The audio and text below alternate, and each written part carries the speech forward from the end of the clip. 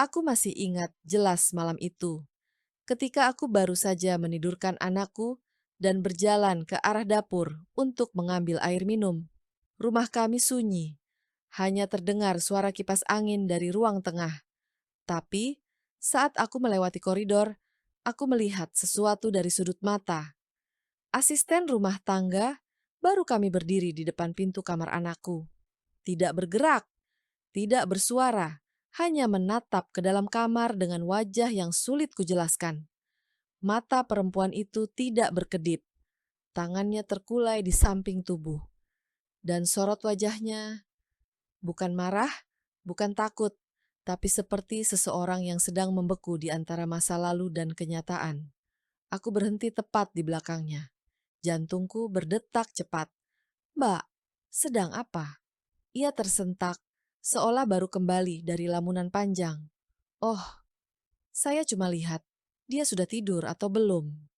Tapi suara itu tidak stabil, wajahnya tidak seperti orang yang sekadar memastikan anak kecil sudah tidur. Ada sesuatu yang jauh lebih dalam. Sebelum aku sempat bertanya, ia menunduk cepat dan pergi ke arah dapur.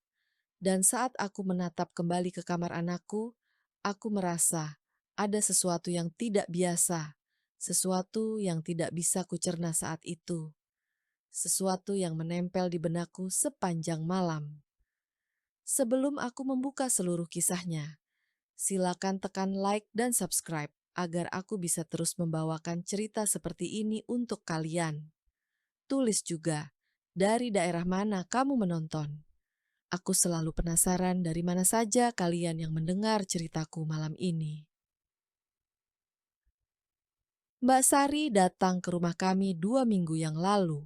Usianya sekitar pertengahan 30. Posturnya kecil, wajahnya ramah, dan pembawaannya sopan. Kami mendapat rekomendasi dari tetangga yang bilang bahwa dia pekerja keras, rapi, dan tidak banyak bicara. Waktu pertama kali datang ke rumah, ia agak gugup. "Kalau saya ada salah, tolong bilang ya Bu," katanya sambil menunduk. Aku mengangguk. "Tidak apa Mbak, yang penting kita sama-sama nyaman." Hari-hari pertama berjalan normal. Ia membersihkan rumah, memasak, mencuci, dan sesekali bercanda kecil ketika membantu anakku memakai sepatu. Tapi ada satu hal yang membuatku mulai memperhatikannya lebih dekat. Ia terlalu sering melihat anakku, bukan melihat biasa, melihat lama.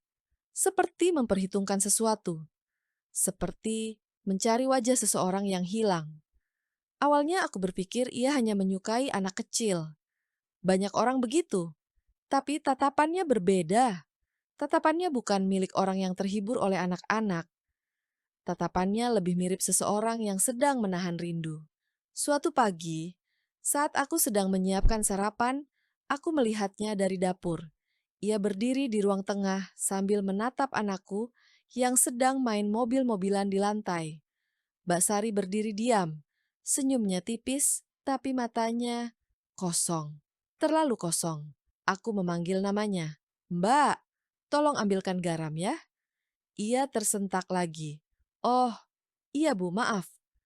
Aku tidak mengomentarinya, tapi hatiku mulai menyimpan catatan kecil. Kenapa ia selalu terlihat seperti orang yang baru bangun dari mimpi panjang setiap kali aku memergokinya menatap anakku? Hari keenam, ada kejadian yang membuatku benar-benar merinding. Anakku menjatuhkan botol minum di dapur. Saat aku sedang mengambil lap untuk membersihkannya, aku mendengar suara isakan pelan. Aku mengira itu suara anakku, tapi ketika aku menoleh, anakku sedang mengumpulkan potongan biskuitnya di lantai, tidak menangis sama sekali.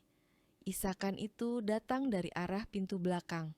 Aku berjalan perlahan, dan di sana Mbak Sari sedang berdiri sambil memegang kaos kecil anakku, kaos yang baru saja ia cuci. Ia menatap kaos itu seperti menatap sesuatu yang jauh lebih berat daripada kain tipis itu. Air matanya jatuh. Ia tidak sadar aku melihat. "Mbak," ia langsung mengusap wajahnya cepat-cepat. "Maaf Bu, saya cuma kecapean sedikit." Aku menatapnya, mencoba membaca wajahnya. Tapi ia buru-buru kembali mencuci piring, seolah ingin kabur dari tatapanku. Sejak saat itu, aku mulai waspada, bukan takut. Lebih seperti khawatir. Ada sesuatu yang dipendamnya, sesuatu yang berkaitan dengan anak kecil, dan sesuatu itu membuatnya menangis dalam diam. Malam itu, ketika aku sedang membereskan mainan anakku, ia mendekat sambil membawa selimut. "Bu, ini selimutnya. Saya sudah lipat." Aku tersenyum. "Terima kasih." Tapi ia tidak pergi. Ia berdiri di depan pintu kamar, memandangi anakku yang sedang tidur siang. 1 langkah, 2 langkah, ia mendekat perlahan. Aku memanggil namanya, "Mbak Sari." Ia berkedip cepat dan mundur 1 langkah. "Maaf, Bu, saya ingat sesuatu. Ingat sesuatu." Kalimat itu terdengar begitu berat. Aku menutup pintu kamar pelan. "Sudah malam, Mbak. Istirahat saja." Ia mengangguk, tapi matanya tidak lepas dari pintu kamar anakku sampai aku benar-benar menguncinya. Dan saat aku berjalan ke ruang tengah, aku bisa merasakan punggungku merinding tanpa alasan. Ada sesuatu pada tatapan perempuan itu. Tatapan seorang ibu yang kehilangan atau seseorang yang masih membawa luka lama yang belum sembuh. Malam itu, aku tidur agak larut. Bukan karena pekerjaan, tapi karena bayangan Mbak Sari yang berdiri di depan kamar anakku menatap dengan mata yang terlalu penuh sesuatu yang tidak ku ketahui. Aku merasakan bahwa ini baru permulaan. Aku bangun lebih pagi dari biasanya keesokan harinya. Entah kenapa, perasaan gelisah semalam membuatku tidak benar-benar tidur nyenyak. Saat aku melewati kamar anakku menuju dapur, aku menemukan Mbak Sari sudah lebih dulu bangun, sedang menyetrika baju sekolah anakku dengan sangat hati-hati, seolah itu milik seseorang yang ia sayangi. Aku berdiri beberapa detik di ambang pintu, memperhatikan caranya mengusap kerah baju itu. Gerakannya lembut, terlalu lembut, seperti gerakan seorang ibu yang sedang mempersiapkan sesuatu dengan hati-hati agar anaknya merasa nyaman. "Mbak, kok sudah bangun? Sepagi ini?" tanyaku. Ia tersentak sedikit. "Oh, saya cuma kebiasaan bangun lebih awal, Bu." Aku memperhatikan wajahnya. Matanya tampak bengkak, entah karena kurang tidur atau menangis semalaman. Ia tersenyum kecil, tapi senyumnya tidak sampai ke matanya. Aku memutuskan untuk tidak bertanya terlalu jauh. "Terima kasih, Mbak. Nanti saya buatkan teh ya." Dan titien pundilah. Saat sarapan, anakku duduk sambil memainkan sendoknya. Mbak Sari berdiri tidak jauh dari meja makan, seolah mengawasi tanpa benar-benar mengawasi. Tatapannya mengikuti setiap gerakan anakku. Ketika anakku menumpahkan sedikit susu ke meja, Mbak Sari langsung refleks melangkah cepat untuk membersihkan.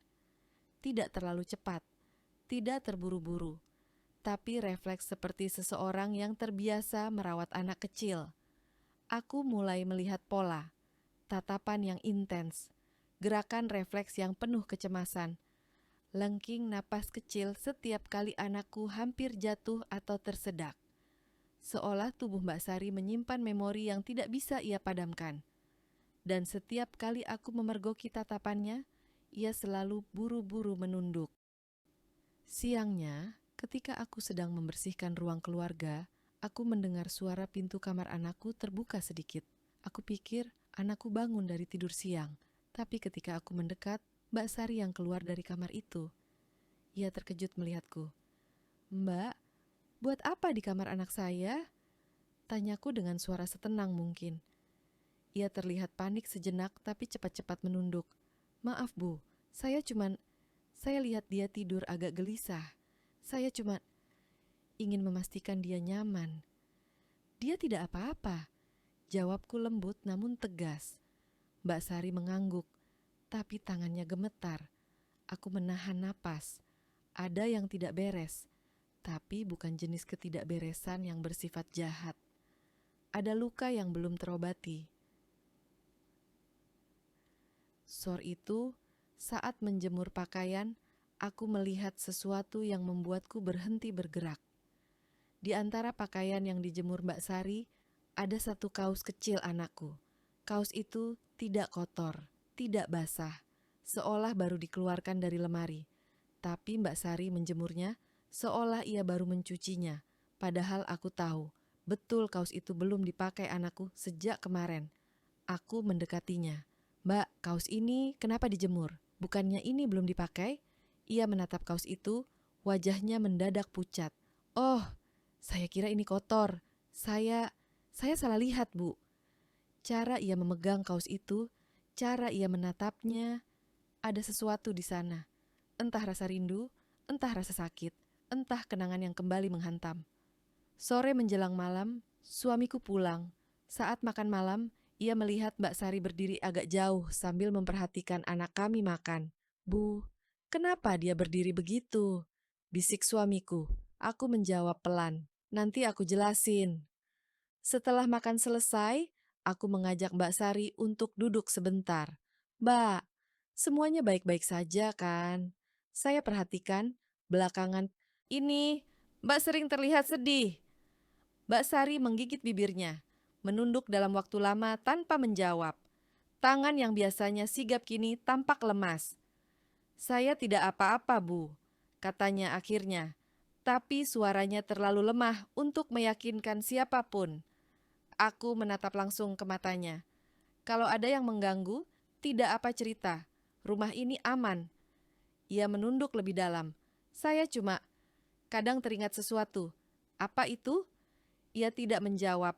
Ia hanya bangkit perlahan dan pamit ke kamar. Aku tidak memaksa. Tapi saat ia menutup pintu, aku mendengar suara kecil, seperti isakan yang ditahan.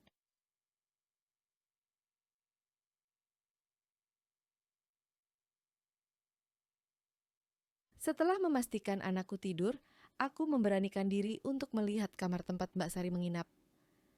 Pintu itu sedikit terbuka. Dari dalam kamar, aku bisa melihat dinding dekat tempat tidurnya. Ada foto anakku. Bukan foto lama, bukan foto yang kuunggah dimanapun, foto yang ia ambil sendiri. Aku mendekat dengan hati-hati. Di samping foto itu ada selembar kertas kecil, seperti sobekan halaman buku tulis. Di sana tertulis dengan tulisan tangan goyah. "Andai waktu bisa kembali. Andai aku bisa menjaga yang dulu hilang." Saat aku membaca kalimat itu, bulu kuduku berdiri. Ini bukan obsesi. Ini bukan bahaya. Ini adalah luka dalam yang tidak pernah sembuh. Dan aku sadar, kedekatannya dengan anakku bukan hanya soal pekerjaan. Ada cerita yang belum terucapkan. Cerita yang membuatnya menatap anakku seolah melihat bayangan seseorang yang tidak pernah kembali. Aku mematikan lampu kamar itu perlahan. Dan saat aku keluar, aku melihat Mbak Sari berdiri di koridor. Wajahnya memucat, matanya merah. "Bu, jangan salah paham." Suaranya bergetar. Aku menatapnya, menunggu penjelasan. Air matanya mulai jatuh satu persatu. "Foto itu bukan karena saya jahat," katanya. Saya cuman. Suara itu pecah. Ia menutup mulut, menahan tangis yang pecah seperti bendungan. Aku menunggu, dan di antara isak yang semakin keras, ia berkata pelan, "Anak saya, dulu, seusia anak ibu." Ia tidak melanjutkan. Dan malam itu, untuk pertama kali, aku melihat seluruh kesedihan perempuan itu jatuh tanpa ia bisa tahan. Aku membiarkan Mbak Sari menangis tanpa menyela. Suara isakannya memenuhi koridor rumah yang biasanya tenang. Wajahnya tertunduk, bahunya bergetar, dan matanya memerah seperti seseorang yang menahan beban terlalu lama. Aku memegang lengannya perlahan. "Mbak, masuk dulu, duduk, tarik napas pelan-pelan." Ia hanya mengangguk lalu mengikutiku ke ruang tamu. Kami duduk berseberangan, tapi aku bisa melihat jelas bagaimana kedua tangannya terus meremas kain bajunya sendiri, seolah takut jika ia melepaskannya, seluruh dunia akan runtuh. Beberapa menit berlalu sebelum ia bisa berbicara. "Bu, saya bukan orang jahat. Saya tidak mau menyakiti siapapun, terutama anak ibu." Ia menunduk lagi. Air matanya menetes ke lantai. Aku mengangguk pelan. Saya percaya, tapi saya ingin tahu apa yang sebenarnya terjadi. Mata Mbak Sari berkedip cepat, menahan gelombang baru dari emosi yang hampir meledak. Ia menarik napas panjang sebelum akhirnya berkata, "Anak saya, dulu, seusia anak ibu, namanya Adit." Suara itu pecah di tengah kalimat, seperti luka lama yang terbuka kembali. Aku tetap diam, membiarkannya bercerita dengan ritme yang ia sanggupi. Dia anak yang baik sekali, Bu. Suka lari-lari, suka mobil-mobilan, suka minta saya bacakan dongeng sebelum tidur. Ia tersenyum kecil, tapi senyum itu penuh air mata. Kalau tidur, dia selalu tarik ujung bajuku, supaya saya nggak pergi. Aku merasakan sesuatu mengencang di dada, persis seperti kebiasaan anakku. Mbak Sari melanjutkan dengan suara bergetar. "Hari itu, saya sedang membersihkan rumah majikan. Adit saya titip ke saudara saya. Mereka bilang semuanya aman. Mereka bilang dia cuma main di halaman." Tiba-tiba suaranya turun menjadi bisikan. Tapi ternyata dia keluar sampai ke jalan. Aku menutup mulut dengan tangan. Tubuh Mbak Sari mulai gemetar hebat. "Saya datang terlambat, Bu. Saya datang terlambat." Isakannya pecah, membelah udara malam, menjadi serpihan rasa sakit. Adit meninggal di tempat. Mobil itu tidak sempat berhenti. Waktu saya sampai, waktu saya lihat tubuh kecilnya, saya, ia menutup wajahnya. Isakan itu berubah menjadi tangis yang tidak lagi bisa ditahan. Aku mendekat, mengambil tisu, dan menyerahkannya padanya. Ia menerimanya dengan tangan yang lemah. Saya coba hidup seperti biasa. Saya coba kerja, coba lupa. Tapi setiap kali lihat anak kecil seumuran dia, ia menatapku. Matanya merah dan kosong. Saya merasa seperti melihat Adit kembali. Aku mengangguk perlahan. Kalimatnya mulai menjelaskan banyak hal. Tatapan panjangnya, gerakan lembutnya pada anakku, cara ia memperlakukan baju kecil itu. Isakan diam-diam yang kudengar malam sebelumnya. "Tapi, Bu," ia menelan ludah. Suaranya hancur. "Saya tidak bermaksud mengambil apapun dari ibu. Saya hanya kangen, sangat kangen." Air matanya mengalir lagi. "Saya tahu Adit sudah tidak ada, tapi kalau saya melihat anak ibu, saya merasa seperti diberi kesempatan sebentar saja untuk ingat bagaimana rasanya punya anak." Aku hendak berbicara, tapi ia mendahuluiku. "Tapi saya tahu ini tidak sehat. Saya tahu saya terlihat aneh. Saya tidak bermaksud menatap begitu lama. Itu keluar sendiri. Saya tidak bisa hentikan." Aku menarik napas dalam-dalam. "Mbah, kenapa Mbak menangis waktu saya masukkan anak saya ke kamar tadi siang?" Matanya kembali berkaca-kaca. Itu pertanyaan yang paling berat. Karena, Bu, kamar itu mirip sekali dengan kamar Adit. Aku terdiam. Cat dindingnya, mainannya, bahkan cara anak ibu tidur, semuanya seperti bayangan yang tidak mau pergi. Ia mengusap muka dengan tisu yang sudah basah. Waktu ibu tutup pintunya, saya takut. Saya takut karena itu mengingatkan saya pada malam sebelum Adit pergi. Malam sebelum Adit meninggal, aku merasakan bulu kuduku naik. Bukan karena takut, tetapi karena empati yang menusuk. Malam itu, saya tutup pintu kamar Adit.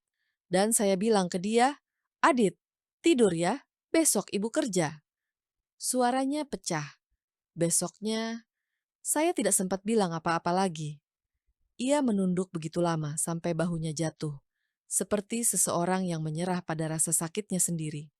Aku akhirnya bertanya pelan, Mbak, selama ini, Mbak takut saya mengira Mbak berniat buruk ke anak saya. Ia mengangguk cepat, wajahnya penuh ketakutan. Saya takut sekali, Bu. Saya takut ibu kira saya mau melakukan hal yang tidak pantas. Padahal saya cuma ingin dekat sebentar. Saya cuma ingin memastikan dia aman. Saya cuma ingin merasa seperti dulu. Ia menggigit bibirnya keras, menahan tangis. Anak ibu mirip sekali dengan Adit. Cara tertawanya, cara memanggil ibu, bahkan cara dia memegang tangan saya. Ia tersenyum miris. Kangen itu kadang bisa bikin orang jadi buta, Bu. Saya tahu saya harus jaga jarak, tapi hati saya tidak bisa patuh. Aku menatap perempuan itu semakin lama, dan aku tahu apapun yang ia lakukan bukan berasal dari niat buruk, bukan obsesi, bukan ancaman. Ini adalah bentuk duka yang tidak pernah sembuh. Keheningan memenuhi ruangan, hanya terdengar jam dinding berdetak pelan. Sampai akhirnya, dengan suara yang nyaris hilang, Mbak Sari berkata, "Bu, kalau ibu mau saya pergi, saya mengerti." Aku terdiam. Pertanyaan itu menggantung di antara kami, berat dan penuh konsekuensi. Dan aku belum tahu harus menjawab apa. Aku menarik napas panjang sebelum menjawab. Kata-kata Mbak Sari barusan seperti membuka pintu ke sebuah ruang luka yang selama ini tidak terlihat. Setiap isakannya, setiap getar suaranya, setiap tatapan hampa yang ia sembunyikan, semuanya kini masuk akal. Namun itu tidak serta-merta membuat keadaannya mudah. Aku duduk lebih dekat. "Mbak, saya belum bilang apapun. Saya tidak mengusir, Mbak. Tapi saya perlu waktu untuk memikirkan semuanya." Mbak Sari mengangguk lemah. "Saya mengerti, Bu. Saya tidak mau merepotkan." Ia berkata sambil menunduk, tetapi wajahnya menunjukkan ia siap menerima keputusan paling menyakitkan sekalipun. Aku menatapnya. Untuk sekarang, saya hanya butuh memastikan anak saya aman. Dan saya juga ingin memastikan Mbak baik-baik saja. Ia menelan ludah, lalu mengusap wajahnya. Saya tidak akan menyentuh anak ibu tanpa izin. Saya tidak akan mendekat kalau ibu tidak mau. Saya minta maaf kalau saya membuat ibu tidak nyaman. Aku menggeleng pelan. Ini bukan soal nyaman atau tidak. Ini lebih besar dari itu. Ia terdiam. Malam hari itu, setelah percakapan berat tersebut, aku masuk ke kamar anakku. Ia sudah tertidur pulas, memeluk bonekanya seperti biasa. Melihat wajahnya yang tenang, dadaku terasa sesak. Aku duduk di samping tempat tidurnya, mengusap rambutnya perlahan. Anakku sama sekali tidak tahu bahwa seseorang di rumah ini sedang membawa luka yang begitu dalam. Luka yang membuat semua gerakannya dipenuhi kerinduan, yang tidak pernah mendapat tempat untuk sembuh. Aku mematikan lampu kamar anakku, lalu kembali ke ruang tengah. Mbak Sari sudah tidak ada di sana, pintu kamarnya tertutup rapat. Dari celah bawah pintu, kulihat lampu kamarnya mati. Aku berpikir, mungkin ia tertidur karena kelelahan menangis, atau mungkin ia tidak tidur sama sekali. Datek dakun keesokan paginya, suasana rumah terasa berbeda, lebih sunyi, lebih hati-hati. Saat aku keluar dari kamar, Mbak Sari sudah menyiapkan sarapan, tapi gerakannya pelan dan kaku, seperti seseorang yang tidak yakin apakah masih diperbolehkan berada di tempat itu. "Pagi, Mbak," sapaku. Ia menunduk dalam-dalam. "Pagi, Bu." Anakku duduk di meja makan, tidak mengerti apapun. Tapi ia menyapa riang seperti biasa. "Mbak Sari, aku mau susu." Mbak Sari mendekat, tetapi kemudian berhenti separuh jalan dan menatapku dulu, meminta izin lewat tatapannya. Aku mengangguk pelan. "Tidak apa." Ia melanjutkan mengambilkan susu. Tangan kecil anakku menyentuh lengannya sebentar ketika menerima gelas susu itu, dan aku melihat sesuatu. Sorot mata Mbak Sari melembut, tapi ia cepat-cepat menarik tangannya, seolah takut dirinya akan menyakiti anakku hanya dengan sentuhan. "Terima kasih, Mbak," ujar anakku sambil tersenyum. Mbak Sari menunduk. "Iya, sama-sama." Kemudian ia pergi ke dapur dengan langkah cepat, mungkin agar aku tidak melihat air matanya yang hampir jatuh lagi. Siang hari itu, suamiku memintaku duduk untuk berbicara. "Istriku, aku lihat kamu gelisah. Ada apa dengan Mbak Sari? Aku merasa ada sesuatu yang kamu sembunyikan dariku." Aku menghela napas panjang. Aku hanya tidak ingin membuatmu cemas dulu sebelum aku tahu apa yang sebenarnya terjadi. Kemudian aku menceritakan semuanya. Tatapan panjang itu, tangisan diam-diam, foto di kamar, pengakuan tentang anaknya yang meninggal, dan ketakutannya bahwa kehadirannya bisa membahayakan. Suamiku diam lama, mencoba memahami. "Dia tidak berbahaya," kataku, "dia hanya patah." Suamiku mengusap dagunya, berpikir, "Kalau begitu, bagaimana menurutmu? Aku tidak mau langsung mengusirnya. Itu hanya akan memperburuk lukanya. Tapi aku juga tidak bisa membiarkan situasi ini terus tanpa kejelasan." Suamiku mengangguk. "Kita cari solusi terbaik. Kita ajak dia bicara baik-baik nanti malam." Dan sore harinya, aku kembali melihat Mbak Sari di halaman. Ia sedang menyapu, tapi caranya menyapu seperti seseorang yang pikirannya tidak berada di tempat itu. Setiap beberapa saat, ia menatap ke arah tempat anakku bermain, lalu buru-buru mengalihkan pandangan. Aku menghampirinya. "Mbak, boleh bicara sebentar nanti malam setelah makan." Tangan yang memegang sapu itu berhenti. Ia menatapku dengan mata yang langsung murung. "Iya, Bu." Suaranya pelan, pasrah. Ia mungkin berpikir itu adalah percakapan terakhirnya di rumah ini. Malamnya, setelah rumah tenang, aku dan suamiku duduk bersama Mbak Sari di ruang tamu. Ia duduk dengan tangan di pangkuan, tubuhnya mengecil seperti seseorang yang menunggu hukuman. Aku memulai, "Mbah, saya dan suami sudah pikirkan ini baik-baik." Ia mengangguk, tidak berani menatap. "Kami tidak ingin mengusir, Mbak. Kami tidak ingin menambah luka yang sudah Mbak bawa." Untuk pertama kali sejak duduk, ia mendongak sedikit. Mata itu melebar dalam keterkejutan kecil. "Tapi," lanjutku, "kami juga ingin memastikan anak kami tumbuh dalam lingkungan yang stabil. Untuk itu, kami ingin Mbak mendapatkan bantuan." "Bantuan," suaranya lirih. "Ada layanan konseling, Mbak. Ada psikolog. Kalau Mbak mau, kami bisa bantu menghubungkan." Ia menutup mulutnya dengan tangan dan mulai menangis pelan. Saya boleh tetap bekerja di sini?" Ia menatapku penuh harap, penuh ketakutan. "Saya janji tidak akan terlalu dekat. Saya janji akan jaga jarak. Tolong, saya masih butuh kerja ini." Aku dan suamiku saling berpandangan. "Kami akan beri waktu, tapi sebelum itu Mbak perlu istirahat dulu. Sentuhan masa lalu Mbak terlalu berat untuk ditanggung sendirian." Mbak Sari terisak lebih keras. "Terima kasih, Bu. Terima kasih. Saya tidak tahu harus bilang apa." Aku menggeleng. "Tidak apa. Mulai dari sekarang, kita coba pelan-pelan." Dan saat itu, anakku keluar dari kamar, mengucek mata kecilnya. "Mbak Sari, kamu kenapa nangis?" Ia langsung menunduk, berusaha menyembunyikan air matanya. "Tidak apa, Nak. Mbak cuma kangen seseorang." Anakku mendekat dan memeluk bahunya kecil-kecil. Mbak Sari hancur seketika. Tangisnya pecah.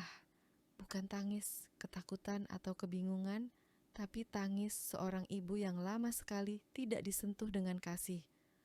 Aku tahu malam itu sesuatu mulai pulih, bukan hanya di rumahku, tapi di hatinya. Aku tahu malam itu menjadi titik balik, bukan hanya untuk Mbak Sari, tapi juga untuk kami sekeluarga. Namun perjalanan untuk menyembuhkan luka tidak pernah pendek. Beberapa hari berikutnya terasa seperti berjalan di atas kaca tipis. Mbak Sari tetap bekerja, tetapi dengan jarak yang ia ciptakan sendiri. Ia berhati-hati, bahkan terlalu berhati-hati. Jika dulu ia sering memandangi anakku lama-lama, kini ia justru menghindari tatapan itu sama sekali. Setiap kali anakku mendekat dan menyerahkan mainan, ia tersenyum pelan, lalu undur diri. Ia menjaga batas, tapi batas itu dibuat dengan rasa sakit yang terlihat jelas di wajahnya. Tidak apa dekat sedikit, kataku suatu pagi ketika melihatnya menjauh terlalu cepat. Saya tidak melarang, Mbak. Yang penting kita sama-sama tahu batasnya. Tapi ia menunduk. Saya takut, Bu. Saya takut hati saya terulang lagi. Takut saya kelewatan. Takut ibu salah paham lagi. Aku merasakan simpati yang sulit dijelaskan. Luka yang ia bawa begitu besar, dan ia sibuk mengawasi dirinya sendiri supaya tidak menambah beban pada siapapun. Setelah beberapa hari berjalan, aku tahu kami harus melangkah ke tahap berikutnya. Mbak Sari tidak bisa hidup selamanya sambil menahan napas, menahan kenangan, dan menahan gerak-geriknya seperti seseorang yang takut pecah. Maka suatu sore, ketika rumah tenang dan anakku tidur siang, aku memanggilnya duduk. Mbak, kita sudah mendaftar jadwal untuk konseling pertama.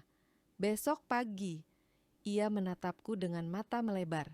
Besok, suaranya bergetar. Iya, ini bukan untuk memaksakan apapun, tapi supaya Mbak bisa mulai sembuh.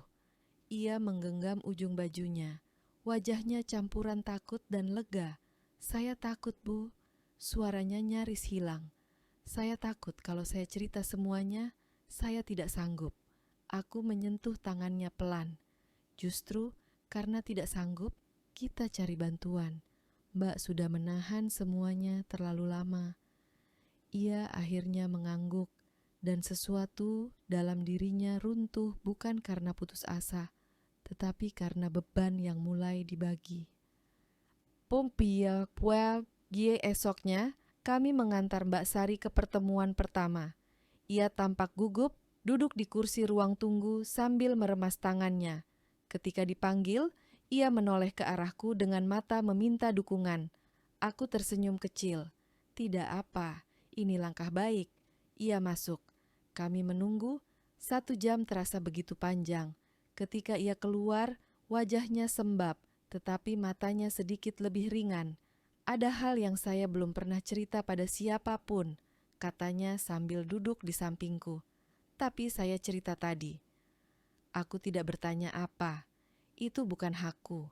Yang penting, ia mulai membuka pintunya sendiri. Hari-hari berikutnya, perubahan kecil mulai terlihat. Ia mulai tersenyum, sedikit lebih tulus. Ia mulai bicara tanpa suara pecah di ujung kalimat. Ia mulai bekerja tanpa terlalu berhati-hati, seperti seseorang yang takut membuat dunia runtuh. Namun perubahan terbesar datang dari anakku. Suatu sore, ketika aku sedang menyiapkan cemilan, aku melihat anakku menyerahkan mobil-mobilannya pada Mbak Sari sambil berkata, "Mbak, main sama aku." Mbak Sari menatapku dulu, memastikan. Aku mengangguk pelan. Ia duduk di lantai bersama anakku, mengambil salah satu mobil kecil itu. Tapi aku melihat tangannya gemetar sedikit saat menyentuhnya. Bukan karena takut, tetapi karena terlalu banyak kenangan melekat pada benda sederhana itu. "Ini mobil balap ya?" katanya pelan. Anakku mengangguk riang. "Iya mbak, mobil cepat, ayo adu." Dan untuk pertama kalinya, sejak ia datang ke rumah kami, Mbak Sari tertawa kecil. Tawa yang tipis, ragu, tapi nyata. Tawa seorang ibu yang sudah lama tidak ingat bagaimana rasanya bermain bersama anak. Aku berdiri di sana, mendengarkan tawa itu pelan-pelan membuat rumah terasa lebih hangat. Beberapa minggu berlalu, konseling menjadi rutinitas mingguan. Mbak Sari perlahan tidak lagi tenggelam dalam bayang-bayang masa lalu. Ada hari-hari ia masih menangis. Ada hari-hari ia merasa bersalah. Tetapi setidaknya kini ia tidak melalui semuanya sendirian. Sampai suatu malam, ketika aku sedang membereskan dapur, Mbak Sari mendekat dengan wajah yang lebih tenang daripada biasanya. "Bu," katanya, Terima kasih. Kalau bukan karena ibu, saya mungkin tidak tahu bagaimana hidup lagi. Aku tersenyum lembut. Mbak yang berusaha. Saya hanya menemani. Ia menggeleng. Tidak, Bu. Ibu percaya pada saya. Padahal ibu bisa saja salah paham, marah, atau mengusir saya. Tapi ibu tidak lakukan itu. Ia menatapku, matanya penuh syukur. Saya tidak akan lupa kebaikan ini. Aku menepuk lengannya pelan. Kebaikan itu menular, Mbak. Besok kalau ada orang lain yang butuh bantuan, tolong teruskan. Ia tersenyum untuk pertama kalinya tanpa menghindari tatapanku. Kompas mampa mambuhi. Kalau malam itu, sebelum tidur, anakku menyodorkan mobil kecilnya pada Mbak Sari. Mbak, ini buat Mbak. Hadiah. Mbak Sari menahan napas. Hadiah kecil, tapi penuh makna bagi seseorang yang kehilangan masa kecil dari anaknya. Terima kasih, Nak, katanya dengan suara bergetar. Ia menatapku, seolah minta izin untuk memeluknya. Aku mengangguk. Ia memeluk anakku perlahan, hati-hati, penuh cinta tetapi dengan batas yang ia jaga sendiri. Di wajahnya ada sesuatu yang berubah. Tidak lagi kosong, tidak lagi penuh luka. Ada sedikit kedamaian, yang mungkin belum penuh, tapi sudah cukup untuk membantunya bangkit. Dan malam itu, ketika lampu rumah mulai padam satu persatu, aku merenung. Kadang orang datang ke rumah bukan membawa masalah. Kadang mereka membawa cerita panjang yang tidak kita tahu. Kadang mereka membawa luka yang tidak terlihat. Kadang mereka tidak mencari tempat bekerja. Mereka mencari tempat bertahan hidup. Dan kadang, yang mereka butuhkan hanya sedikit ruang untuk bernapas. Segala ketakutan, kecurigaan, dan pertanyaanku di awal ternyata berakhir di tempat yang sama, kemanusiaan. Ketika aku menutup pintu kamar dan memandang rumah dalam keheningan, aku sadar satu hal. Tidak semua yang terlihat menakutkan itu berbahaya. Kadang yang terlihat menakutkan adalah seseorang yang sedang berusaha keras agar tidak runtuh lagi.